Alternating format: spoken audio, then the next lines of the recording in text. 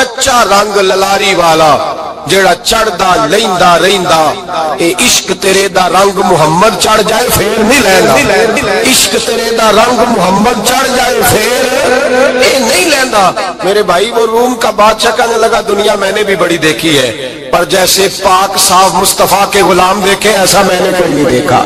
او بھائیو، نظر پاک ہو، روح پاک ہو، مزاج پاک ہو، پھر انسان بڑے بڑے کام کرتا، پھر وہ مہمات کو سر کرتا، پھر وہ صرف ایک گھر کے لیے نہیں، وہ ملت کے لیے فائدہ مند ہوتا ہے، پھر وہ گھرانوں کو لے کر چلتا ہے، پھر وہ بڑے بڑے معاشرے تشکیل دیتا ہے۔ میرے رسول کریم صلی اللہ علیہ وسلم نے پاک صاف ذہن کے لوگ تیار کیے۔ حضرت مرثد فرماتے ہیں میں ایک عورت پہ عاشق تھا، جب کلمہ پڑھا نبی پاک نے میری پشت پہ ہاتھ پھیرا، میں نے کہا حضور کوئی نصیحت؟ نبی پاک نے فرمایا نظر کو پاک رکھنا۔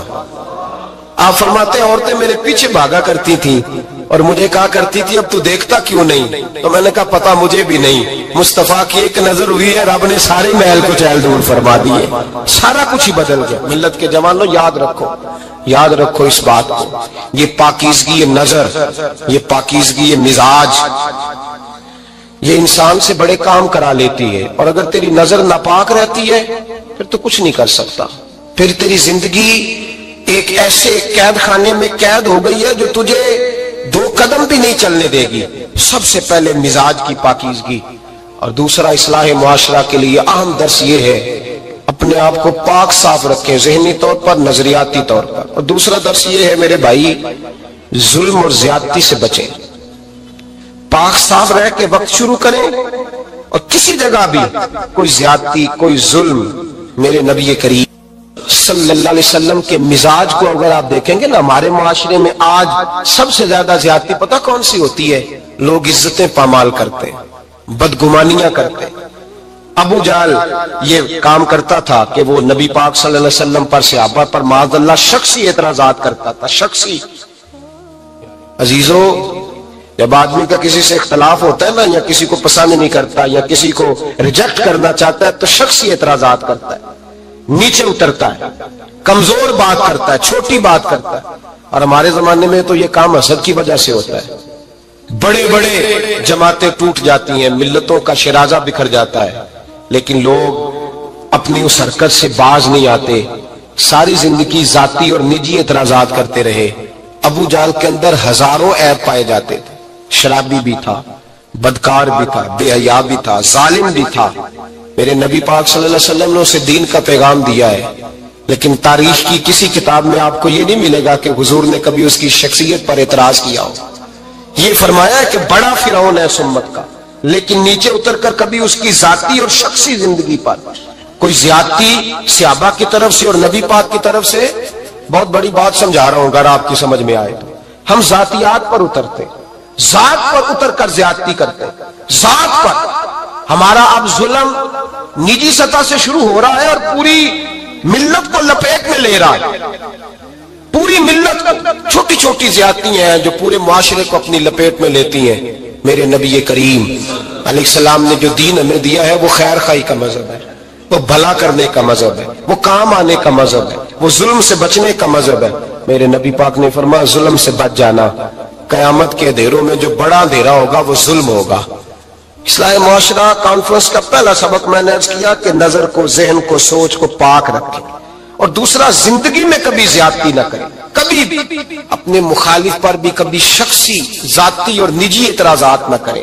یہ انسان کے اندر کا ظلم ہوتا ہے، ہمارے گھروں کے اندر سے ظلم جنم لینے لگا ہے۔ روز بہو پہ تیل چھڑکا جاتا ہے، روز کسی نہ کسی شہر سے، اپنے ہی گھر سے، اپنے ہی چراغ کو بند کرنے کی خبر نکلتی ہے۔ سڑکوں پہ، چوکوں پہ، چوراہوں میں غریب مسلے جاتے ہیں، جس کے ہاتھ جہاں تک پہنچتے ہیں وہ وہاں تک معاذ اللہ زیادتی کر گزرتا ہے۔ اگر قوم ظلم سے بچنے لگے، زیادتی سے بچنے لگے، تکلیف دینے سے بچنے لگے تو معاشرہ سنور جائے گا۔ میرے رسول کریم علیہ السلام نے اپنے غلاموں سے پوچھا تھا بتاؤ مفلس کون ہوتا ہے، کون ہے جس کے پاس کچھ نہیں ہوتا؟ صحابہ نے کہا یا رسول اللہ جس کے پاس پیسے نہ ہو۔ بخاری مسلم متفق علیہ حدیث ہے۔ نبی کریم نے فرمایا نا بھائی، مفلس تو وہ ہوگا جو قیامت کے دن احد پہاڑ کے برابر نیکیاں لے کے آئے گا، یا رسول اللہ اتنی نیکیاں پھر بھی مفلس ہے، پھر بھی غریب ہے؟ تو نبی پاک نے فرمایا نیکیاں پہاڑ کے برابر ہیں، پر اس نے چغلیاں بڑی کی ہیں، غیبتیں بڑی کی ہیں، مذاق بڑے اڑائے، اس نے لوگوں پر پھبتیاں بڑی کسی ہیں، تان و تشنی بڑے کیے، ظلم بڑے کیے، گالی بڑی دی، لوگوں کے بارے میں بری باتیں کی۔ اب رب کریم نے وہ ساری نیکیاں لوگوں میں بانٹ دی، یہ مفلس ہو گیا، غریب ہو گیا۔ زیادتی نہیں کریں، ظلم نہ کریں، اپنی نجی زندگی سے لے کر گھر کے اندر سے لے کر اجتماعی زندگی تک زیادتی سے بچیں۔ میرے نبی کریم علیہ السلام نے اپنے غلاموں کو یہ درس دیا ہے، دیکھنا کبھی زیادتی نہ ہونے پائے، دیکھنا کہیں ظلم نہ ہونے پائے، دیکھنا کسی شخص کو تمہارے قول فعل سے، تمہارے مزاج سے تکلیف نہ پہنچے۔ میرے بھائیوں، حضرت وہاب ابن منبہ علیہ رحمہ فرماتے ہیں کہ بنی اسرائیل کے اندر ایک بادشاہ محل بنانے جا رہا تھا۔ محل آج بھی جس آدمی کی سوسائٹی کے اندر 2-4 قلعے 2-4 ایکڑ کسی غریب کے آ جائے، وہ یا تو اسے دھمکاتا ہے یا بلیک میل کرتا ہے، کچھ نہ ہو سکے تو پھر قتل ہی کرا دیتا ہے معاذ اللہ۔ اور یہ خبریں عام ہمیں سننے پڑھنے اور دیکھنے کو ملتی ہیں۔ بادشاہ محل بنانے جا رہا تھا، ایک غریب بی بی رہتی تھی، اس کی جھونپڑی بادشاہ کے محل کے نقشے میں آتی تھی۔ بادشاہ نے کہا بی بی منہ مانگی قیمت لے لو، خالی کر دو یہ مکان۔ بزرگوں کو اپنے جھونپڑیوں سے بڑی دلچسپی ہوتی ہے، بچے سوسائٹیوں میں چلے جاتے ہیں، ابا جی کہتے ہیں مجھے گاؤں میں رہنے دو، میرا یہی دل لگتا ہے، مجھے اس گھر سے دلچسپی ہو گئی۔ اماں کہنے لگی بادشاہ میں یہاں بیاہ کے آئی تھی، خامد انتقال کر گیا، اولاد اللہ نے دی نہیں، میں پکا ہوا پھالوں، گر جاؤں گی تو تیرا ہی ہے، لیکن مجھے اس آشیانے میں رہنے دے، یہ گھونسلہ میں نے تنکا تنکا کر کے بنایا ہے، مجھے رہنے دے، نہ مجھے نکال۔ کہنے لگا میرا نقشہ خراب ہوتا ہے۔ بی بی سارا دن مکان میں بیٹھی رہتی کہ میری جھونپڑی ٹوٹ نہ جائے، ظالم کی نظر میں آ گئی ہے کہیں میرا یہ آرزوؤں کا محل چکنا چور نہ ہو جائے، سارا دن ڈیوٹی کرتی۔ بادشاہ نے بھی 2-4 سپاہی کھڑے کر دیے، جب گھر سے نکلے تو بلڈوز کر دینا، مکان کو گرا دینا۔ وہ خاتون کتنے دن بندہ بیٹھ سکتا ہے؟ ایک دن سر شام گھر سے نکلی، 2-1 گھنٹے کے بعد واپس آئی تو مکان گر گیا تھا، دیوار بن گئی تھی۔ حضرت وہاب ابن منبہ فرماتے ہیں بس اس نے دعا کی تو رب کریم نے وہ شہر سارا تباہ کر دیا۔ اس بی بی نے 2 جملے کہے تو الٹ پلٹ دیا وہ سارا شہر۔ میرے نبی کریم علیہ السلام نے فرمایا جب مظلوم کے ہاتھ دعا کے لیے اٹھتے ہیں تو عرش کا مالک آسمان سے کہتا ہے کھول دے سارے دروازے، اس کے بیچ کوئی پردہ نہیں رہنا چاہیے، آنے دے، مظلوم ہے، اس پر ظلم ہوا ہے، ظلم ہوا ہے۔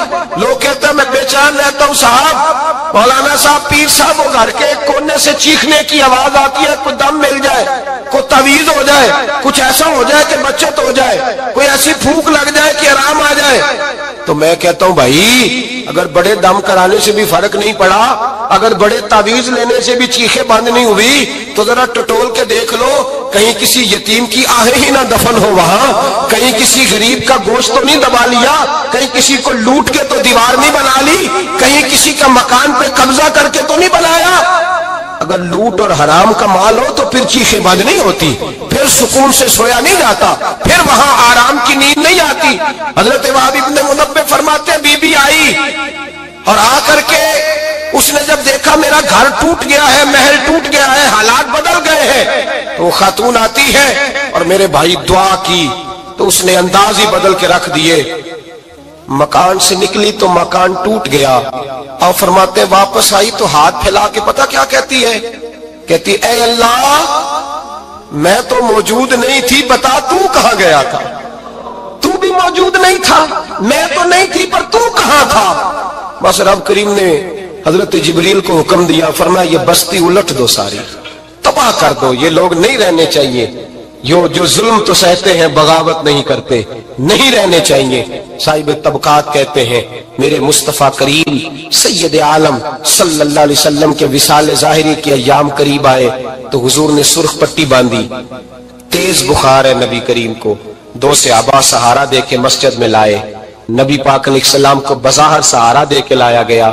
کریم رسول نے لوگوں کو جمع کیا، حضور آج کیا ہونے والا ہے، آج کیا کہا جائے گا، آج کس لیے میٹنگ بلائی ہے؟ نبی کریم کے کل صحابہ جو مسجد میں جمع ہوئے تو کھچا کھچ مسجد بھری ہے۔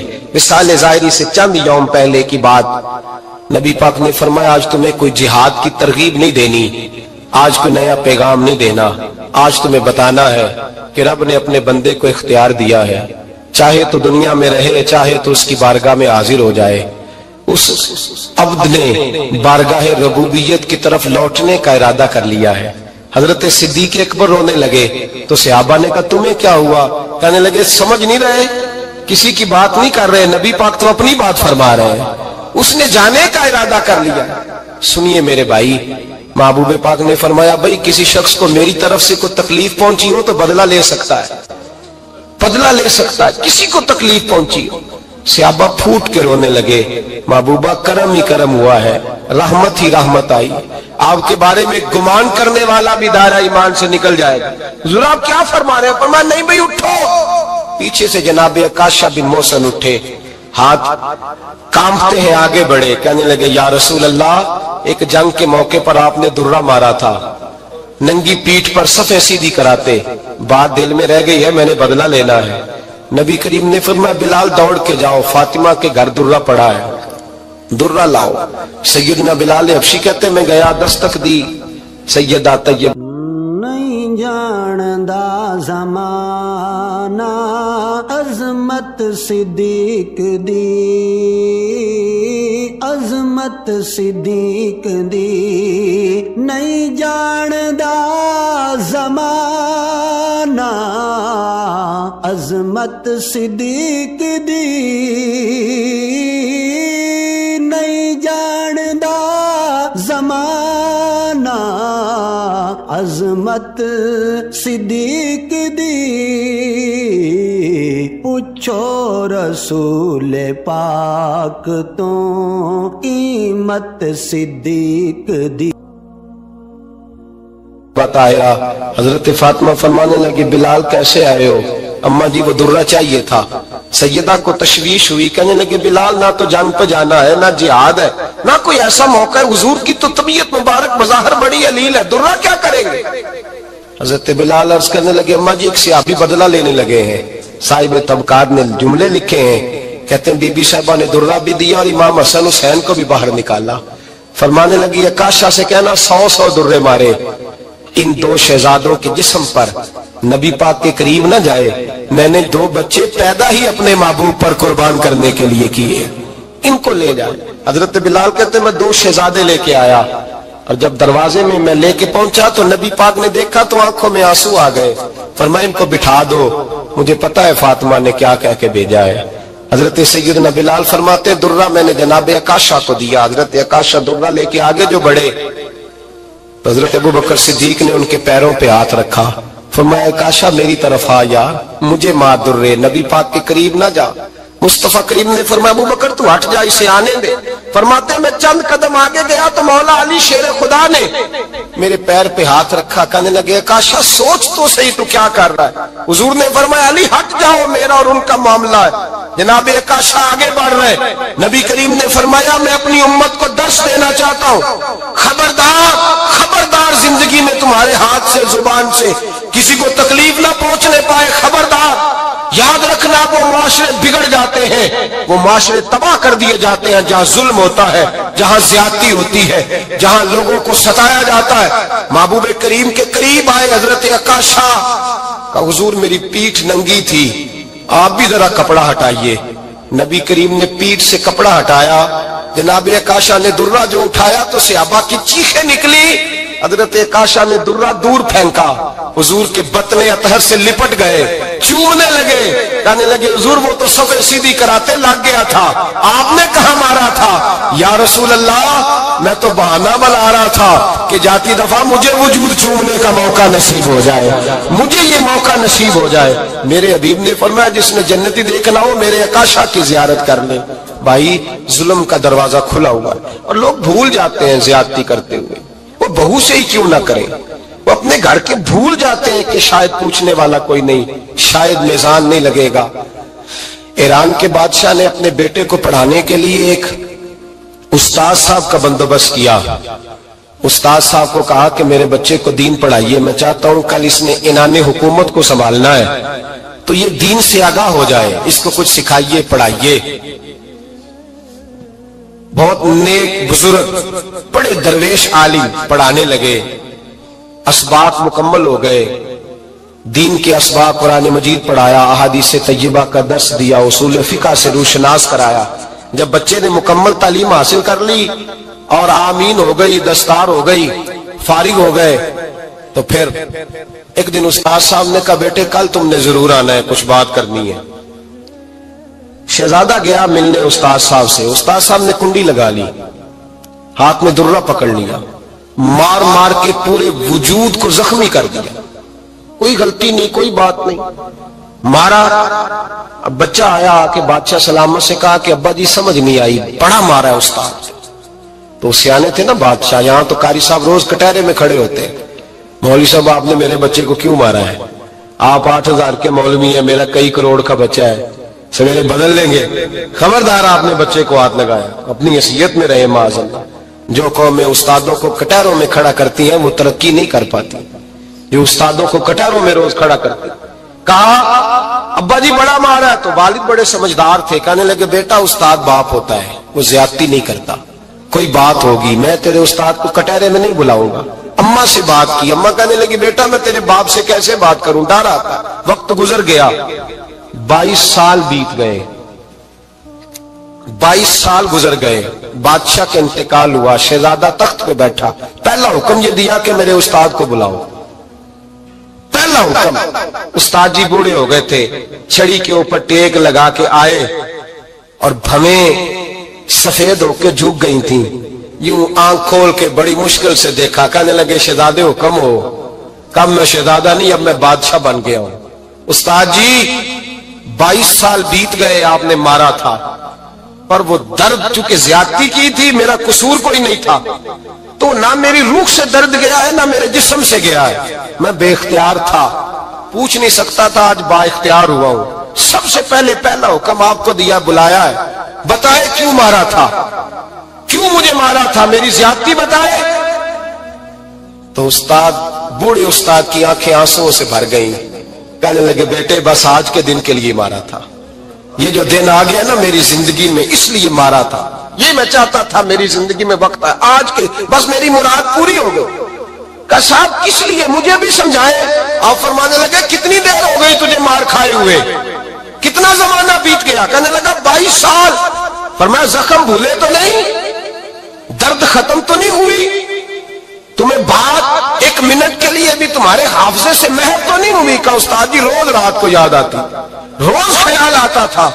استاد کہنے لگے بھائی تو بے اختیار تھا، پوچھ نہیں سکا، 22 سال تجھے یاد رہا، مجھے پتا تھا تو ایک دن حکمران بنے گا، میں نے تجھے اس لیے مارا تھا کہ بیٹے یاد رکھنا کسی پہ ظلم نہ کرنا، اگر تجھے 22 سال تک یاد رہا ہے تو جس پر تو ظلم کرے گا اسے بھی قیامت تک یاد رہے گا، اور یہ یاد رکھنا تو آج با اختیار ہوا تو تو نے مجھے بلا لیا ہے، قیامت کے دن غریب با اختیار ہو جائیں گے، مظلوم با اختیار ہو جائیں گے، وہ با اختیار ہوں گے، للہ الواحد القہار، رب کریم کی بارگاہ کے اندر ان کا اختیار ہوگا، اکیلے اللہ کی حکمرانی ہوگی، پھر وہ بلائیں گے بڑے بڑے کج کلاہ، دنیا میں جن کی پگڑیاں اونچی تھیں وہ سر جھکائے کھڑے ہوں گے، دنیا میں جو ڈکٹیٹر بنتے تھے ان کی پشتیں لال ہوں گی، ان کو غدار لکھا جائے گا، قیامت تک نہیں بھولے گا۔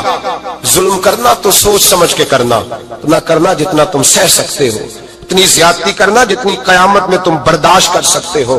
میرے نبی کریم صلی اللہ علیہ وسلم نے فرمایا ظلم سے بچو، یہ قیامت کے اندھیروں میں سے ایک اندھیرا ہوگا، زندگی میں زیادتی نہ کریں، اگر تھوڑی دیر کے لیے کچھ بے حیائی، فحاشی، عریانی، روز ایک نیا دروازہ کھلتا ہے، اس کا روز نیا دروازہ کھلتا ہے۔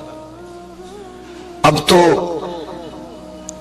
ایک نیا لیبل لگ گیا ہے کہ سارا سال گانا باجا کرو، معاذ اللہ جو تمہارے من کی مرضی ہو وہ کرو، اور جب رمضان آئے تو کچھ چند پرچوں پہ حدیثیں لکھ کے ٹی وی پہ بیٹھ جاؤ اور لوگوں کو بتاؤ کہ اسلام شاید وہ والا مذہب ہے جو کہتا ہے سارا سال مرضی کرے، رمضان آئے تو حدیث پڑھنی شروع کر دے، اور یکم رمضان سے 29 تک دوپٹہ سر پہ رکھو، اور جب عید والا دن آئے تو اتار دو۔ ہمارا یہ دعویٰ نہیں ہے کہ دین کا کوئی ٹھیکیدار ہے، ہم کہتے ہیں ضرور دین سکھائے، ہر آدمی کو اپنا حصہ ملانا چاہیے۔ تنے تنہا کوئی آدمی کوئی جماعت دین کا کام نہیں کر سکتی، لیکن دینداری صرف رمضان میں نہیں ہوتی، دینداری سارا سال ہوتی ہے۔ اب لوگوں نے دین کو جزوی طور پہ لینا شروع کر لیا ہے، کلی طور پہ لوگ دین کو نہیں اپناتے۔ شادی کے پروگرام منگنی سے لے کر بارات کے بیٹھنے تک سارے کام غیر شرعی ہوتے ہیں۔ مرد عورت کا اختلاط ہوتا ہے۔ سب سے بری رسم وہ ہے کہ جب جوان لڑکیاں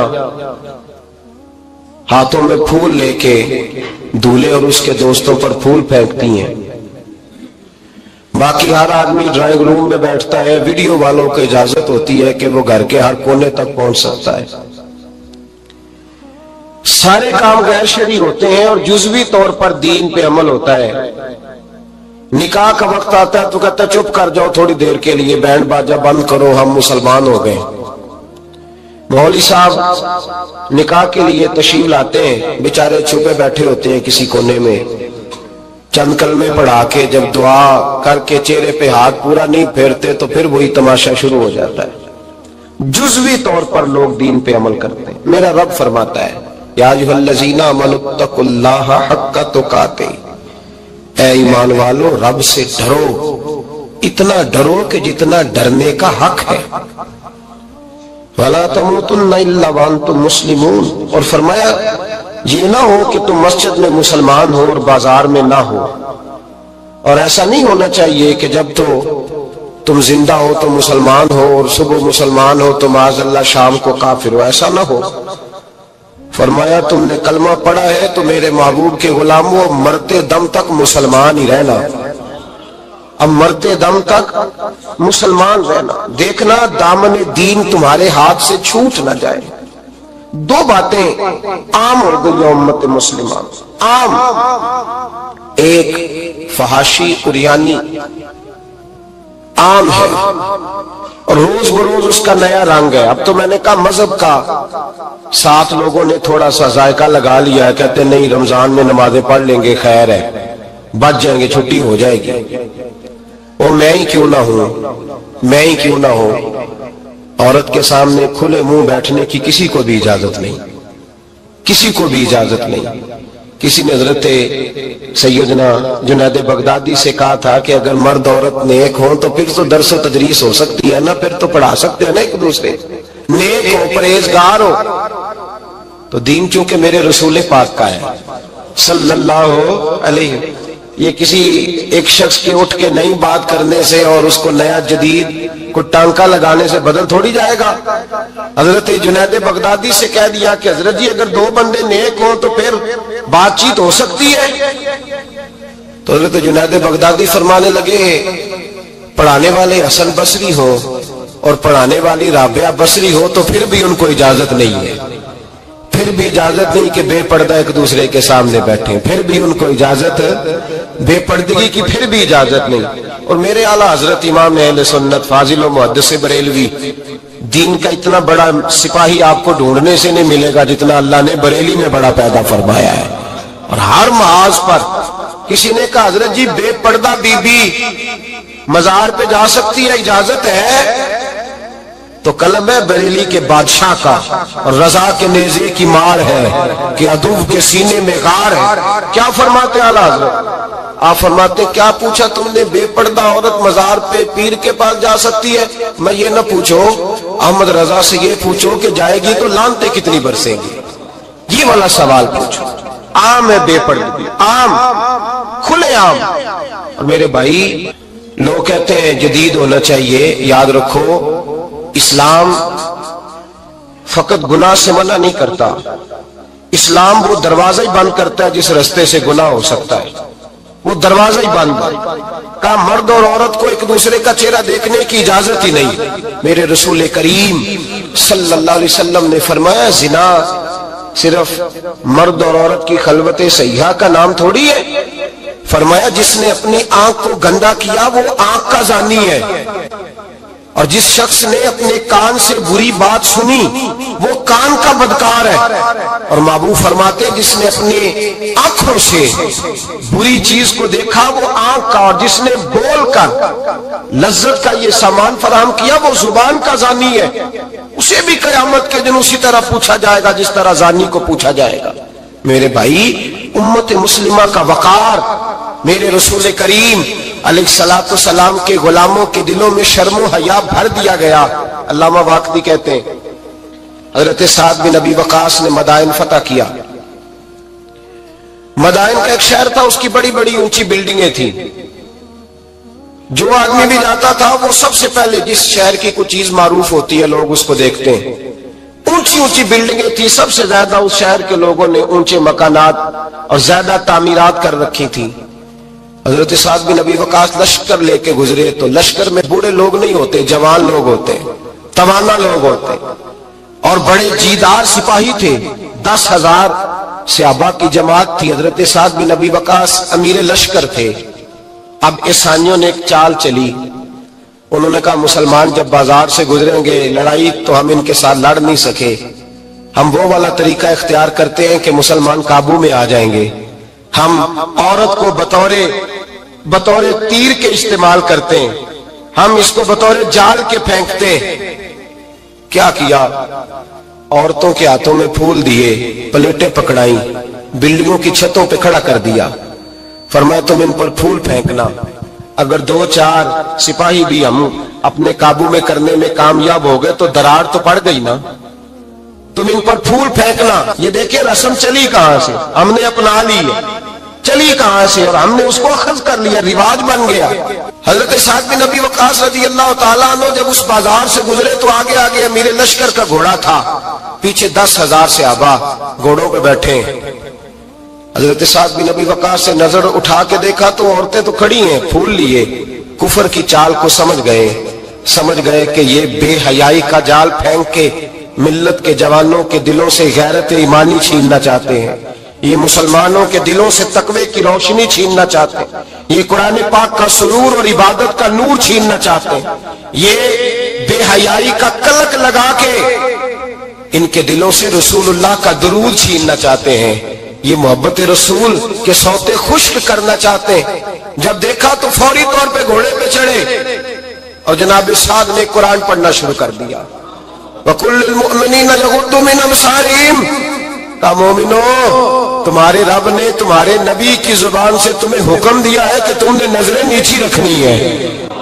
جب حضرت سعد بن ابی وقاص نے آیت پڑھی تو صحابہ کہتے ہیں ہمیں یوں لگا کہ جیسے ابھی آیت نازل ہو رہی ہے اور سیدھی دلوں سے ٹکرا رہی ہے. 10,000 کا لشکر گزر گیا، عورتیں پھول پھینکتی رہیں، لیکن کسی ایک صحابی نے بھی نظر اٹھا کے نہیں دیکھا. جب لشکر گزرا تو ان بیبیوں نے پلیٹیں پھینکی اور کہنے لگی عیسائیوں تم کتنے نالائق اور کس قدر بڑے تم بد تہذیب ہو کہ اپنی عورتیں استعمال کرتے ہو لوگوں کو قابو کرنے کے لیے. کس قدر تم زیادہ غیرت سے گرے ہوئے ہو. اور یہ کتنا اعلیٰ طبقہ ہے کہ ہم دادے توجہ دیتی رہی، انہوں نے پلٹ کے نہیں دیکھا. کہنے لگے تم جھوٹے ہو، اور جس رسول کے غلام اتنے اعلیٰ درجے کے پائے کے حیا والے ہیں وہ نبی کے نشان والا ہوگا. بیبیوں نے کلمہ پڑھنا شروع کر دیا. بھائی یاد رکھیں یہ جو آج جگہ جگہ مسلمانوں کے خلاف کفر کی سازش ہے، میری ملت کا جوان روز رات کو 10 میسج ٹائپ کرتا ہے. یہ روز رات کو 20 نمبر اپنے موبائل پہ رکھتا ہے اور فخر کے ساتھ بیان کرتا ہے، اور بڑی تکلیف کے ساتھ بات کہنی پڑتی ہے کہ اس کے ابا جی کو بھی پتا ہے کہ بچے کے موبائل میں نمبر ہیں، اس کے گھر والوں کو بھی پتا ہے، اور لوگ ہیں کہ اس کو ایک شغل سمجھ کے، ایک چھوٹا سا بچے کا شوق سمجھ کے اس کو درگزر کر رہے ہیں. تجھے پتا نہیں کہ جب انسان کی یہ سوچ ہوتی ہے، جب اس کا یہ نظریہ ہوتا ہے تو ایمانی قوتیں کتنی زائل ہوتی ہیں. جب نوجوان کی نظر کے اندر عیب پیدا ہوتا ہے تو پھر اس سے نماز کی لذت جاتی رہتی ہے، قرآن پاک کا ذائقہ جاتا رہتا ہے، درود پاک کا ذائقہ جاتا رہتا ہے. اٹھائیے مسند امام احمد بن حنبل، میرے رسول کریم صلی اللہ علیہ وسلم کی بارگاہ میں صحابی نے آ کے عرض کی یا رسول اللہ میں بڑی اچھے طریقے سے وضو کرتا ہوں، ٹائم نکال کے مسجد آتا ہوں، حضور میں پابندی سے پڑھنے کی کوشش کرتا ہوں، لیکن اے معصوم آمنہ یا رسول اللہ میرا نماز میں دل نہیں لگتا، حضور میری طبیعت نہیں جمتی، میرا دوڑ جانے کو دل کرتا ہے، کوئی نسخہ بتلائیے۔ محبوب نے فرمایا تو اپنی نظر کو پاک کر لے، تیرے نبی کا وعدہ ہے تیرا نماز میں دل لگنا شروع ہو جائے گا۔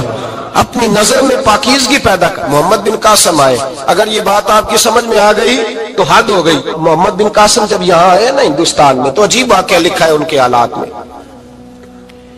یہاں آئے تو نیا علاقہ تھا، ہندوستان کی سڑکوں سے چوکوں سے واقف نہیں تھے۔ جب تشریف لائے راجہ دہر ان کے مقابلے میں تھا، جنگ کرنی تھی، لشکر لائے تو خود بھی ابھی 17 سال یا 19 سال کے جوان تھے اور ساتھ بھی لشکر جوانوں کا تھا۔ ایک بزرگ تھے قافلے میں، بزرگ کہتے ہیں میری محمد بن قاسم سے ملاقات ہوئی تو میں نے اس شخص کے چہرے پر پریشانی دیکھی، شدید تکلیف میں دیکھا، تو میں نے کہا جرنیل مسلمانوں کے تو کس پریشانی میں ہے؟ تو محمد بن قاسم کہنے لگے پریشانی یہ ہے کہ ہم عربی ہیں، یہ عجم کا علاقہ ہے، ہم تو رستوں سے بھی واقف نہیں۔ راجہ دہر سنا ہے بڑی فوج ہے، بڑی طاقت ہے، بہت پرانا یہاں کا رہنے والا ہے، چھوٹے چھوٹے مورچوں کا پتہ ہے، رستوں کا پتہ ہے، کیسے جنگ ہوگی؟ میں پریشان ہوں کہ مقابلہ کیسے ہوگا؟ وہ بزرگ کہتے ہیں میں نے بھی دعا کی، تسلی دی، میں نے کہا اللہ تیری مدد کرے گا۔ میں گزر گیا، 3-4 دن کے بعد ملاقات ہوئی تو میں نے محمد بن قاسم کے چہرے پر بڑی روشنی دیکھی، ہنستے اور مسکراتے دیکھا، توانائی دیکھی، وقار دیکھا، اطمینان اور سکون دیکھا۔ میں نے کہا خیریت تو ہے، پرسوں ترسوں تو بڑے پریشان تھے، آج کیا ہوا؟ اگر یہ بات سمجھ میں آ گئی میری ملت کے جوان کے، اگر یہ بات سمجھ میں آ گئی تو شاید اسے ڈھب اور سلیقہ آ جائے جینے کا، شاید یہ سمجھ جائے کہ میری توانائی کا راز کہاں ہے۔ کہنے لگے بھائی پرسوں ترسوں بڑے پریشان تھے، آج کیا ہوا؟ جواب دیا کہ تاریخ بنا دی، اس 17 سال کے جوان نے تاریخ بنا دی۔ کہنے لگا میں بے فکر ہو گیا ہوں، راجہ دہر میرا مقابلہ نہیں کر سکتا، وہ 2 دن نہیں کھڑا ہو سکتا میرے سامنے۔ کا وجہ کیا ہے؟ محمد بن قاسم کہنے لگے میں نے تحقیق کی ہے، مجھے پتا چلا ہے کہ راجہ دہر ذہن کا گندا ہے، نظر کا ناپاک ہے، وہ سینے بند کا برا ہے۔ مجھے پتا چلا ہے وہ تو چچا زاد بہن کو نہیں چھوڑتا، وہ تو خالہ زاد پہ بری نظر رکھتا ہے۔ مجھے پتا چلا ہے کہ اس کے تو اپنے علاقے کی عورتیں اس کی نظر سے محفوظ نہیں ہے۔ کہنے لگا جو گندی نظر کا جوان ہوتا ہے وہ کسی میدان میں نہیں ٹھہر سکتا۔ کہنے لگا میری 17 اور 19 سال کی جوانی ہے، مجھے قسم ہے گنبد خضرا کی، میں نے جب بھی دیکھا ہے یا مصطفیٰ کا درود دیکھا ہے یا رسول اللہ پہ نازل ہونے والا قرآن دیکھا ہے۔ میرا مقابلہ کیسے کرے گا؟ میرے مقابلے میں کیسے آئے گا؟ جو نظر کا گندا ہو، کردار کا ناپاک ہو، وہ کسی کے مقابلے میں آ سکتا؟ اور ملت کے جوان یاد رکھ، جب تک نظریں ناپاک ہوتی ہیں اس وقت تک وجود کمزور ہوتے ہیں، جب تک نظریں ناپاک ہوتی ہیں ارادوں میں دراڑیں ہوتی ہیں، جب نظریں ناپاک ہوتی ہیں پھر عقیدے متزلزل ہوتے ہیں، جب نظریں ناپاک ہوتی ہیں پھر انسان کوئی بھی مہم سر نہیں کر سکتا، اور جب نظر پاک ہوتی ہے۔ حضرت عبداللہ بن حذافہ جہاد کر رہے تھے، روم کے عیسائیوں نے گرفتار کر لیا، 1000 آدمی نے مل کے پکڑا، گرفتار نہیں ہوتے تھے صحابی، 1000 آدمی نے گھیرا ڈالا، گرفتار کر کے لے گئے۔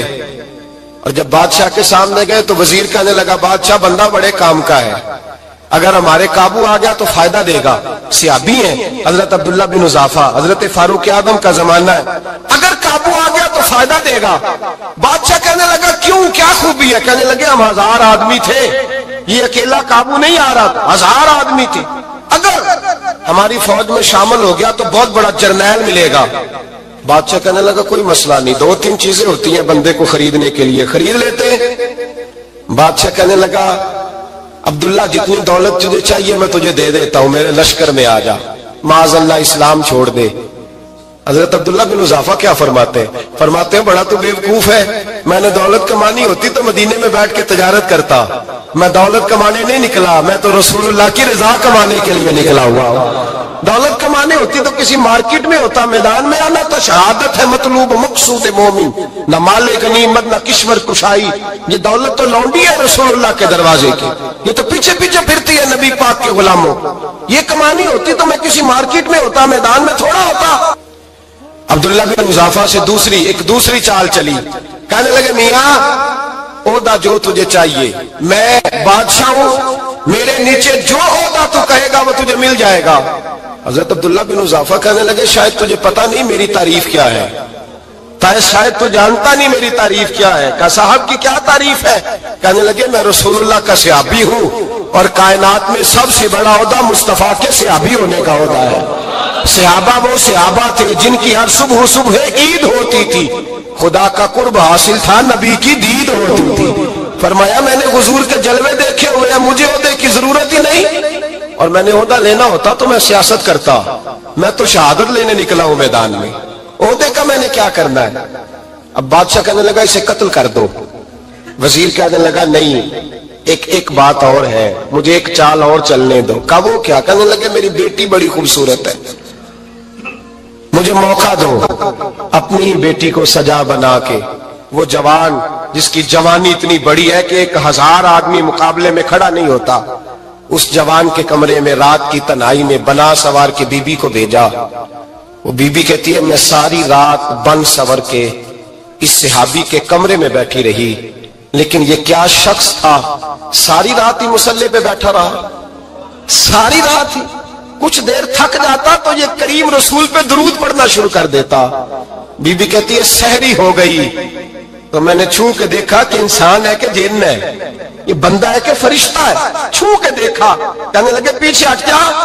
मैंने कहा मैंने तो सुना था तू 1000 के मुकाबले में है और तू इतना बेहिस है कि बनी सवरी दुल्हन बैठी है, तूने नजर नहीं की। अब्दुल्ला बिन हुज़ाफा, बीबी कहती है नजर फिर नहीं उठाई, नजर फिर झुकी हुई है। कहने लगे बीबी मैं मजबूर हूं, अब मेरे ऊपर कोई हुस्न नहीं चलता, मैंने जलवाए बद्दुहा का दीदार किया हुआ है, अब मेरी निगाहों में जचता नहीं कोई, इसलिए कि जैसे मेरे सरकार है ऐसा नहीं कोई। कभी भी अब नहीं किसी का मेरे ऊपर जादू चलता, मैंने मुस्तफा को, और कहा जरा पीछे हट के बैठ, मुझे मेरे रसूल ने गैर महरम से बचने का हुक्म दिया है, जरा पीछे हट के बैठ। सहरी का वक्त था। वो बीबी कहती है उस नौजवान के जुमले मेरा सीना चीर गए, कलेजा फट गया, चीख निकली, मैं कुफर के आलम में रोई। मैंने कहा मुझे बता तो सही, आखिर ये जज्बा कहां से मिलता है, आखिर ये रोशनी तो मैंने देखी नहीं, कहां से आती है? एक मेरा बाप है जो बना सवर के मुझे तेरे कमरे में छोड़ गया, बतला ये कहां से कैफ आते हैं? तो अब्दुल्ला बिन हुज़ाफा कहने लगे अगर कैफ लेना है तो तू भी मेरे मुस्तफा का कलमा पढ़ जा, आजा दरवाजा रसूल पे झुक जा, मिल जाएगा। सवेरे दरवाजे पे बाप आया बेटी से रिजल्ट लेने, दरवाजा खोला तो बेटी नकाब पहने बाहर आई। बाप कहने लगा क्या बना? कहने लगी पीछे हट जा, तू गैर महरम है, काफिर है, मैं मुसलमान हूं। उसने कहा क्या हुआ? कहने लगी तेरे जैसे को बाप कहूं, तेरे जैसे को जो मुझे इस्तेमाल कर रहा था, मैं तुझे बाप नहीं मानती, मैं अब रसूल वाली हो गई हूं, मैं हजरत फातिमा की कनीजा हो गई हूं, मैं अब नबी करीम की खादिमा हूं, खबरदार मेरे करीब ना आना। ये दाव भी नाकाम हुआ। अब हजरत अब्दुल्ला बिन हुज़ाफा के सामने मौत खड़ी की, एक कड़ा में तेल गर्म किया, कहने लगे तुझे इसमें जलाया जाएगा। हजरत अब्दुल्ला बिन हुज़ाफा रदी अल्लाह तआला अन्हु जब जलने के करीब हुए तो रोने लगे। रूम का बादशाह कहने लगा शायद डर गया है, कहने लगे अब समझ आई है, अब तुझे पता चला है, चला आ जा। हजरत अब्दुल्ला बिन हुज़ाफा कहने लगे तू काफिर है, तेरी काफिरों वाली सोच है, इसलिए नहीं रोया कि मौत से डर गया हूं, मैं तो इसलिए रोया हूं कि एक जान है वो नबी पाक पे कुर्बान हो रही है, काश रब मुझे 1000 जान देता, मैं सारी मुस्तफा पे कुर्बान कर देता। फाज़िल बरेलवी फरमाते हैं करो तेरे नाम पे जा फिदा, न बस एक जान दो जहां फिदा, और मेरा 2 जहां से भी नहीं जी भरा, मैं करूं क्या कि करोड़ों जहां नहीं। और मियां साहब फरमाते हैं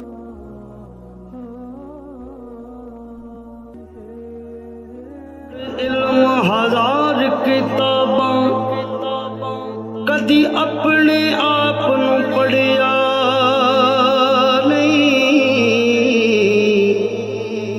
भज भज वड़ना